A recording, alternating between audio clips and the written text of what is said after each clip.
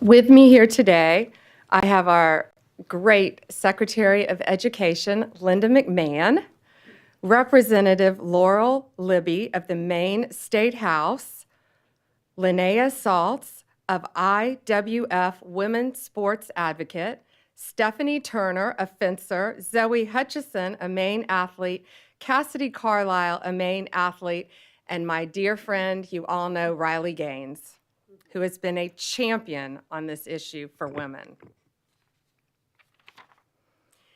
Today, the Department of Justice is announcing a civil lawsuit against the Maine Department of Education. The state of Maine is discriminating against women by failing to protect women in women's sports. Pretty basic stuff. This is a violation of Title IX. The Department of Justice will not sit by when women are discriminated against in sports.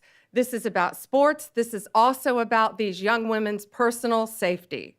I've met many of these women throughout the past weeks and months, and what they have been through is horrific.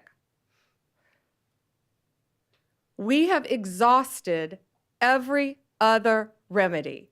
We tried to get Maine to comply. We don't like standing up here and filing lawsuits.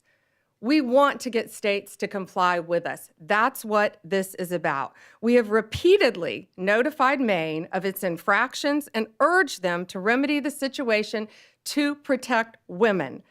We've stripped grants from Maine through other departments, and we are going to continue to fight for women. Let me give you some examples. Let me give you a timeline. This timeline, I think, is pretty important. So in February 2024, these are just a few examples. A biological boy started competing in women's ski races and cross-country races in Maine. He came in first in the 5K with a time that would have been 43rd among men.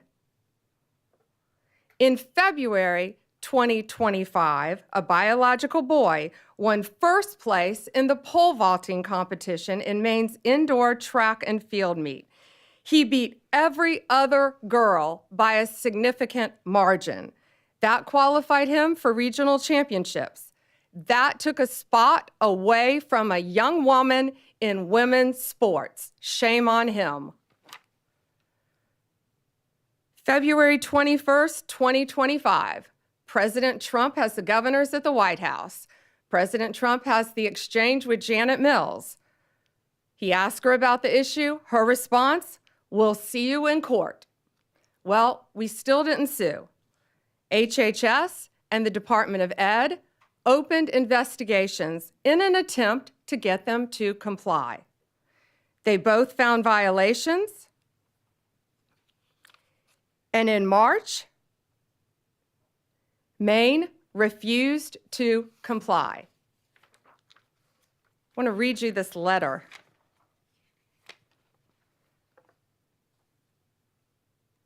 This is from the Maine Attorney General to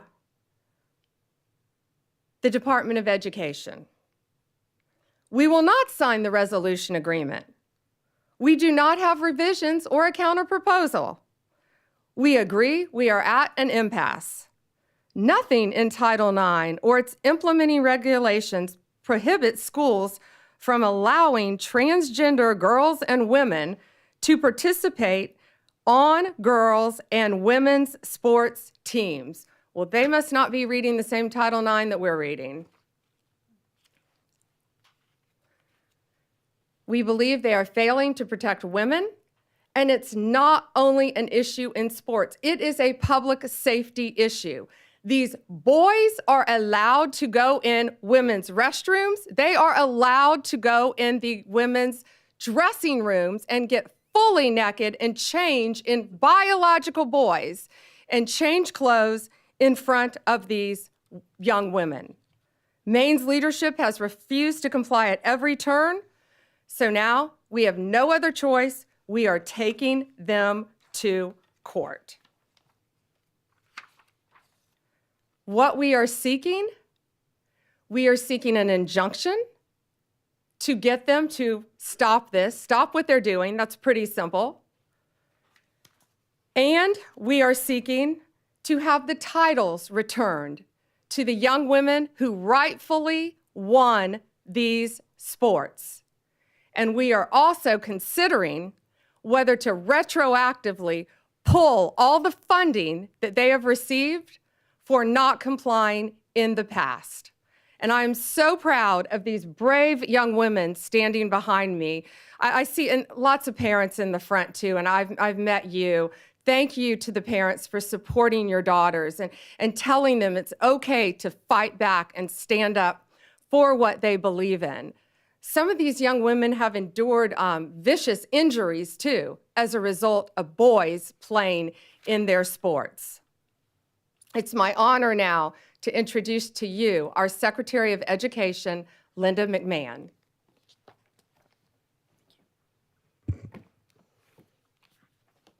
Good morning, everyone. I don't think our case could have been stated any better than it was just presented by our Attorney General, Pam Bondi. And I thank you very much for your participation this morning, and I will echo Attorney General's comments about how brave these women are, these young women. And of course, Riley Gaines has been a staunch advocate for the Title IX infractions, since she came on board, and we're so proud to have Riley out there as such a prominent spokesperson. So today, we're announcing a weighty development in the Title IX investigation into the Maine Department of Education. We, the Department of Education, analyzed Maine's Education Department for compliance with Title IX of the Education Amendments of 1972, which prohibits sex-based discrimination in any school or education program that receives federal funding. Unfortunately, our investigation has found that Maine continues to willfully violate Title IX and to strip the civil rights of female athletes in the state. And as Pam alluded as well, it's not just about their civil rights, it's about their safety. And we, after our investigation, we found we really had no other choice. We thought the infractions warranted turning them over to the Justice Department for their further investigation. So how do we get here? On February 5th, President Trump signed the executive order keeping men out of women's sports, which directed all states and educational programs receiving federal funds to cease the practice of allowing males to compete in sports programs for women. They didn't make this up. This is the law. This is Title IX. This executive order was aimed at protecting women like fencer Stephanie Turner or volleyball player Peyton McNabb from being injured and unfairly outmatched by male athletes. President Trump didn't pull any punches. He explicitly warned Maine and Governor Janet Mills that Maine would risk losing federal funding if it continued to allow males to participate in women's sports. Governor Mills chose to openly flout Title IX compliance, telling President Trump, and I'll repeat what the general said, "We'll see you in court," and obviously we are going to. That same day, our Office for Civil Rights opened an investigation into the Maine Department of Education and Maine School Administrative District Number 51 for permitting males and girls sports and denying female-only intimate facilities. The department's investigation confirmed Maine's Title IX violations, and we offered Maine leaders multiple opportunities to change their policy and to protect women in sports, and they have refused. So now as the DOJ begins their enforcement actions, I hope Governor Mills will recognize that her political feud with the president will deprive the students in her state of much more than the right to fair sporting events. After all, compliance with federal civil rights law is a universal prerequisite for receiving federal funding. The Trump administration could not be any clearer to all states, sports leagues, and educational institutions. We take the violations of women's civil rights very seriously. I have 3 granddaughters, and I want to make sure that they are treated fairly and that they aren't exposed, in dressing rooms. We want We want to make sure that if you open women's sports or intimate facilities to males, you expose yourself to federal civil rights investigations. Governor Mills will definitely get her wish. We thank you all for being here this morning. Look forward to seeing you later. Thank you, Secretary. I'd now like to introduce to you State Rep Laurel Libby from Maine, who has been a champion for these young women in the state of Maine. And thank you, Representative. Thank you, Attorney General Bondi. It's unfortunate that we have to be here today because Governor Mills and legislative Democrats, along with the Maine Principals Association, continue to persist in discriminating against Maine women and girls. They are out of alignment with 2/3 of Mainers who believe that biological males have no place in girls' sports. Earlier this week, MSAD 70 School Board voted unanimously to align with Title IX. They're in alignment with 2/3 of my fellow Mainers. And I would encourage other school boards throughout Maine, I would exhort you to speak up for Maine girls similarly and vote to align with Title IX. I thank you to the Trump administration and AG Bondi for taking action on behalf of our girls and helping to ensure a safe, fair, and level playing field in Maine. Thank you. You know, President Trump, before he was elected, this has been a huge issue for him. Pretty simple. Girls play in girls' sports, boys play in boys' sports. Men play in men's sports, women play in women's sports. And he got to know a great young woman during that time named Riley Gaines. And we are all so proud and honored to have her here with us. Riley has been a champion nationally for this issue. Riley, please join us. Thank you. Well, goodness gracious, it's an honor to be here, to stand beside, of course, Secretary McMahon, Attorney General Bondi, these amazingly brave athletes, Representative Libby. But truthfully, I'm frustrated. I'm frustrated that we have to be here, that we as women have to stand before you all on national television demanding equal opportunities, demanding privacy in areas of undressing, demanding safety in our sports. Amazing to me that we are still here fighting this fight, that the Democratic Party has really doubled down, tripled down, quadrupled down on their ridiculous stance, but that's exactly what they've done. Let me tell you what sports has done in my life. Of course, in terms of athletic achievement, I very proudly finished my career as a 12-time NCAA All-American, a 5-time SEC champion, actually the SEC record holder in the 200 butterfly, making me one of the fastest Americans of all time. A 2-time Olympic trial qualifier, SEC Scholar Athlete of the Year, SEC Community Service Leader of the Year. The list goes on, but again, just to really reiterate, it's a lifelong journey. It's how I met my husband. It's what gave me my lifelong friends. It taught me how to be a leader. It taught me how to set goals and work to achieve those goals. All things that, of course, I'm utilizing in my life now beyond sports, that leadership in Maine, Governor Mills, Democratic leadership really across the nation, that's what they're denying girls and women of. I'm sure you guys saw the clips and the visuals that surfaced following President Trump's executive order signing of this EO, barring men from participating in women's sports within any educational program that receives federal funding. And it was the most amazing thing to be there. And you have all of these young girls.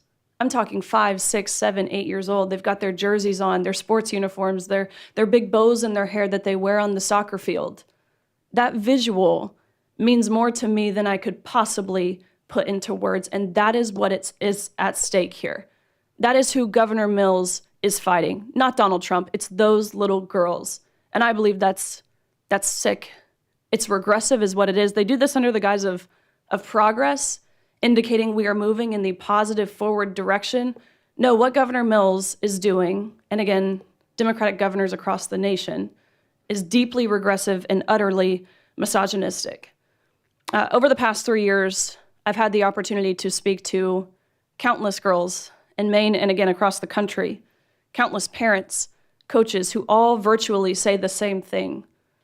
Why wouldn't anyone protect my athlete? Why wouldn't anyone protect my daughter? Why wouldn't anyone protect me?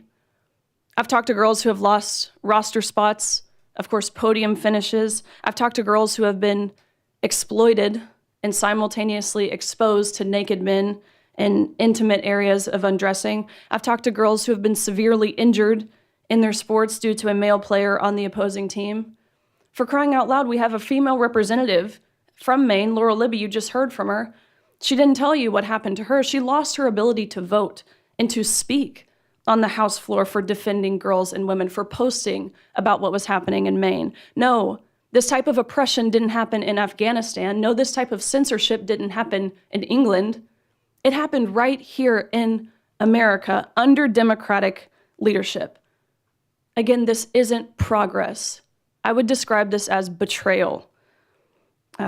Let this be a notice, these actions that we have seen put forward today by the Department of Justice, by the Department of Education, to all other states who are not willing to comply with federal law, that federal law being Title IX, which is very clear in how it was originally implemented, or at least it should be.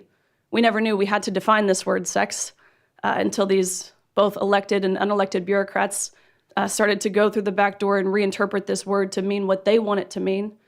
Originally implemented in 1972, it was only 37 words, very brief. Ultimately, of course, preventing sex-based discrimination. Let this be a notice. California, Minnesota, the likes thereof. If you do not comply with federal law, you do not get to reap the benefits of complying with federal law. Of course, one of those benefits being receiving federal funds. Women are protected and recognized under federal law, again, that law being Title IX.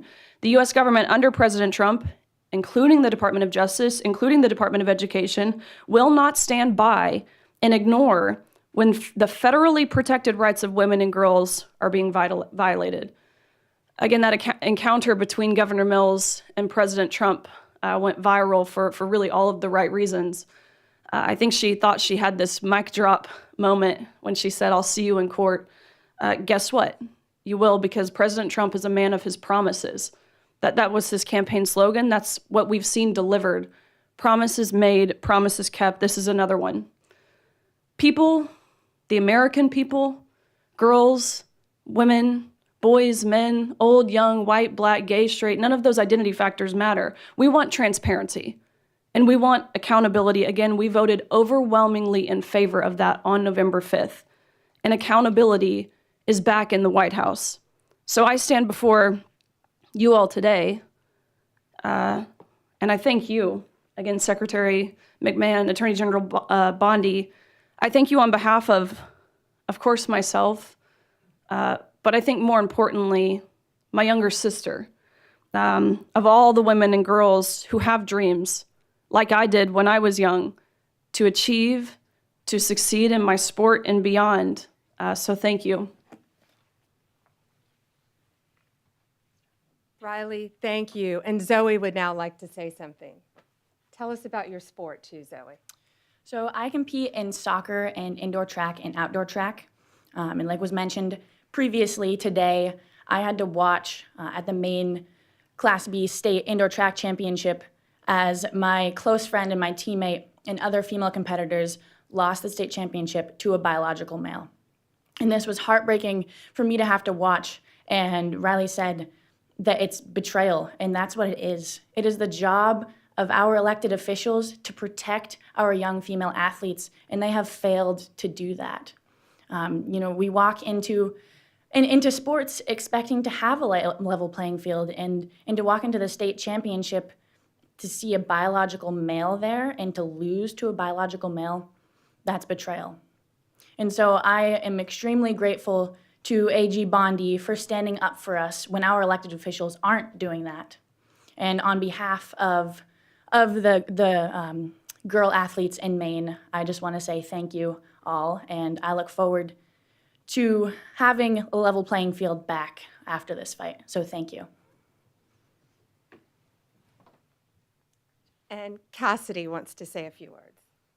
My first experience was when I was 13 years old. I was going to change for gym, and I walked into the locker room, and there was a biological male there. From that point on, my junior year, I competed in Nordic skiing and lost to a biological male numerous of times. I am fighting this fight for generations to come. And the fact that our governor can look the women of our state in the eyes and say, I'm not going to fight for you, is heartbreaking, and it's betrayal, like Riley said. I just want to thank all these women standing behind me and President Trump for fighting for us, because even though my own governor isn't fighting for me, I know there are people out there fighting for me. It takes a lot for these young women to be standing up here saying this too. And again, I'm looking at their amazing parents in the front row who have supported them, who I've gotten to know, who are protecting them every step of the way and telling them that they have a voice to stand up for themselves and future generations of young women to come and many athletes. Gates, should we take some questions? Yeah, absolutely. Questions?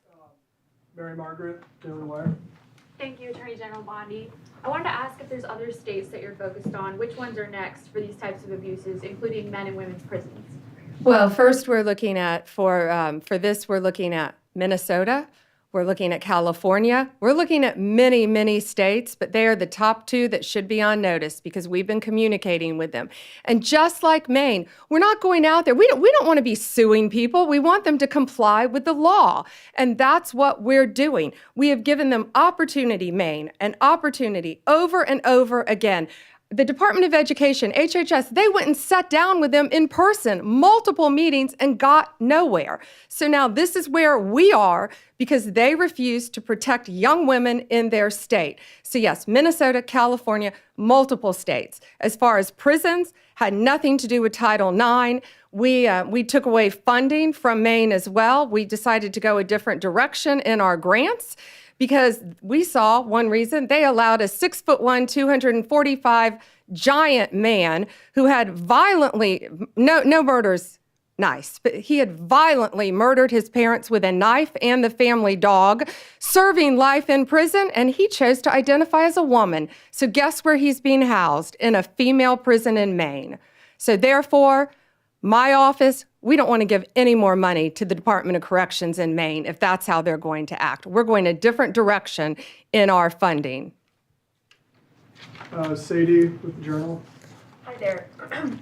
So Maine's governor yesterday said there were maybe at most 2 trans athletes in Maine schools right now. I just was hoping you could talk a little bit about the sort of amount of federal resources that you're putting into this and why that's worth it given the small impact in Maine. And I have a second off-topic question too. Given that it has some of the same elements as the fire bombings of Tesla dealerships that you've charged federally and called domestic terrorism, I'm wondering if you would say the arson at Pennsylvania Governor Josh Shapiro's house would also be domestic terrorism and something you would investigate federally, and if not, what constitutes domestic terrorism? Okay, so first the on-topic question about the, I haven't heard Janet Mills' comment. Governor Mills said it's only a couple trans athletes. Well, I think those are boys who identify as girls wanting to beat girls in girls' sports. Well, if one young woman is in jeopardy, one, that's enough for us to be standing up here. One, no boy will be undressing in a girl's locker room. No boy will be walking in a woman's restroom. And no boy, when we're finished with this, will be beating young girls in sports. These young women many of them have trained, since you were in elementary school for your sport? Riley, when did you start swimming? 4 years old. 4 years old. They have trained their entire lives. Some of them have lost scholarships. They have lost regionals. They have lost state because of boys. I don't care if it's 1. I don't care if it's 2. I don't care if it's 100. It's going to stop, and it's going to stop in every single state. Tesla. You ask about, yes, Tesla. You ask about, so I spoke to Governor Shapiro. I think you're referring to his governor's mansion. I spoke to him. It is absolutely horrific what happened to him. Kash Patel also spoke to him. We have been praying for Josh, for his family. Those photos, it was horrible. I firmly believe they wanted to kill him. The defendant allegedly said he was going to use a hammer if he could have gotten to the governor. I've known the governor many, many years.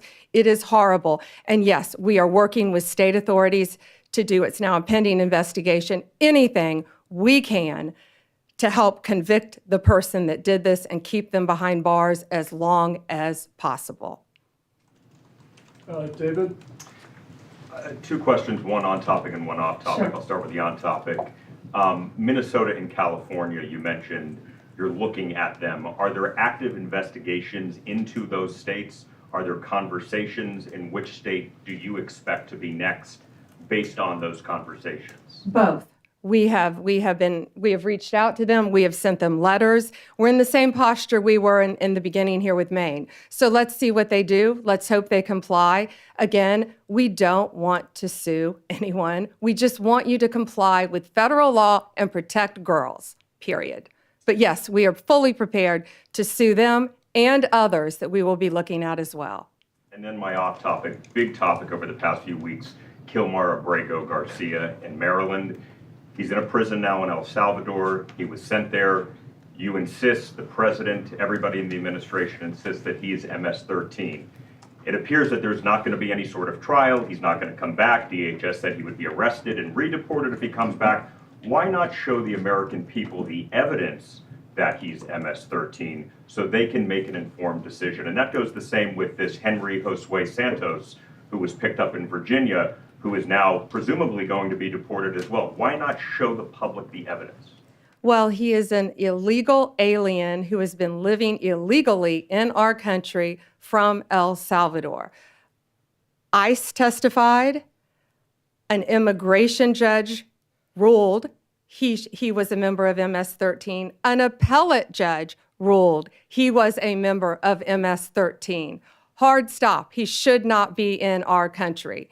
He was deported. They needed one additional step in paperwork, but now MS-13 is characterized as they should be, as an FTO, as a foreign terrorist organization.